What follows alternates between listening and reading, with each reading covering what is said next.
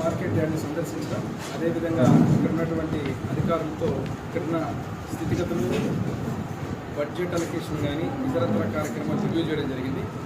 రైతులకు అత్యంత ముఖ్యమైనగా ఉపయోగపడేటువంటి రైతుల సంబంధించినటువంటి మార్కెట్ యార్డ్ని గత 5 సంవత్సరాల వైసీపీ ప్రభుత్వంలో నిర్వీర్యం చేసేసారు.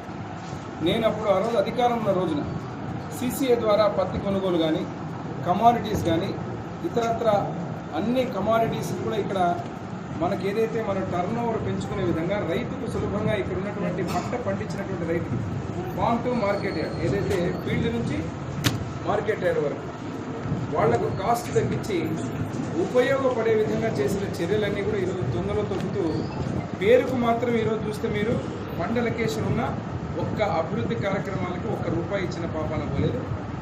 ఈరోజు ఏదైతే రైతులకు నేను గతంలో మేమిచ్చిన మాట, మా ముఖ్యమంత్రి చంద్రబాబు గారు ప్రమాణ స్వీకారం చేసిన తర్వాత తక్షణమే పోలవరాన్ని సందర్శించడం, ఈ ప్రభుత్వానికి రైతుల ఎంత ముఖ్యమో రైతు ప్రభుత్వం అనే విధంగా ఈ యొక్క చర్యలన్నీ కూడా చేపట్టడం జరుగుతుంది. ముఖ్యంగా కోల్డ్ స్టోరేజ్ గోడౌన్స్ ప్రత్యేకంగా దృష్టి పెట్టి ఇప్పుడే కొంతమంది వచ్చి అడగడం కూడా జరిగింది.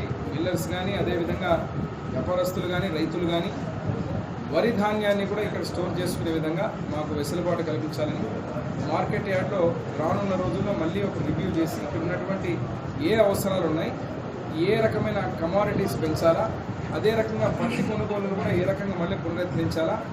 ఇంకో గమ్మత్తు ఏమంటే, గతంలో కోవిడ్ పేరు మీద ఇక్కడ ఉన్నటువంటి మార్కెట్ యార్డ్లో వెజిటబుల్ వెండర్స్ని కానీ వాళ్ళందరినీ కూడా ఇక్కడ తెచ్చిపెట్టి తాత్కాలికం అని చెప్పి మళ్ళీ వాళ్ళకి ట్రేడ్ లైసెన్స్ కూడా ఇచ్చి వీళ్ళు పర్మనెంట్ చేశారు.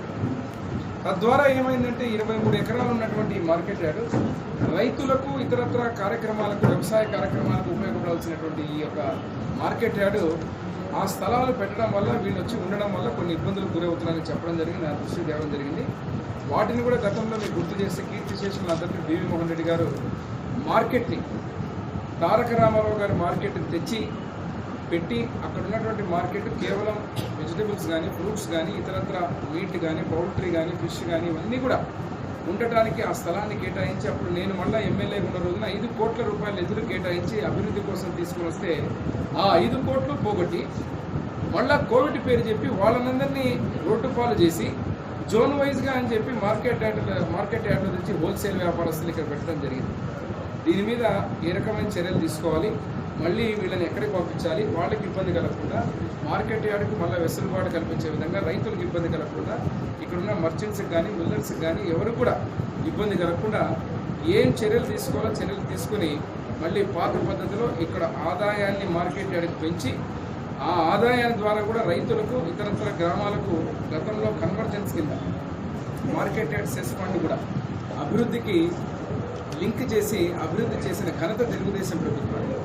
ఈరోజు ఉన్న నిధులు కూడా, ఆఖరికి ఉన్న నిధులు కూడా ₹1 వాడలేక ఈరోజు మొత్తం సర్వనాశనం చేసినటువంటి పరిస్థితి.